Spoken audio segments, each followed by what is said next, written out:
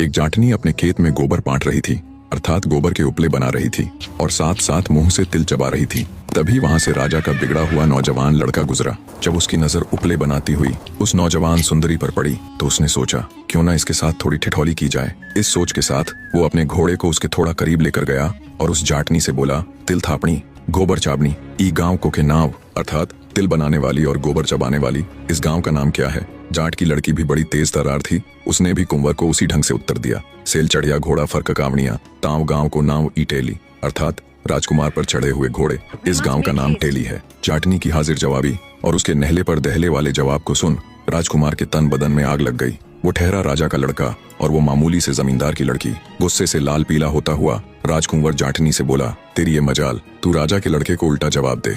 मैं तेरे साथ ऐसी कहानी करूंगा कि तू सदा याद रखेगी कि तेरा पाला किससे पड़ा था। मैं तुझसे विवाह करूंगा और चौथे फेरे में ही तुझे छोड़ दूंगा।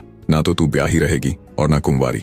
इतनी बात कह कुंवर वहां से जाने लगा। अब जाटनी उसे ऐसे कैसे जाने देती। उसने कहा, रुक राजा की घमंडी औलाद, अब मेरी भी बात सुनता जा। तू बड़ा राजकुमार बना फिरता है ना। अगर तेरे ही सगे बेटे से तेरा काला मुंह करवाकर तुझे 7 जूते मरवाकर तेरे इस घमंड को चूर चूर ना किया तो मैं भी असल जाट की औलाद नहीं। जाटनी की बात सुन कुंवर चुपचाप बिना कुछ बोले वहां से चला गया। राजमहल लौटकर उसने खाना पीना छोड़ दिया और अनशन करने लगा। इकलौते बेटे के अचानक बदले इस व्यवहार से राजा और रानी बहुत परेशान हुए। उन्हें समझ नहीं आ रहा था कि क्यों कुंवर ने अचानक खाना पीना छोड़ दिया। जब भी वे उससे इन सब की वजह जानना चाहते तो वो हर बार बात को टाल देता। राजा इसी सोच में परेशान बैठा था। तब रानी ने उससे कहा, महाराज नया खून है, अभी अभी जवानी में पैर रखा है, क्या पता कुछ ऐसा हो गया हो जिसे वो अपने माँ बाप के साथ नहीं बतलाना चाहता हो। राजा बोला, तो फिर क्या करे अब।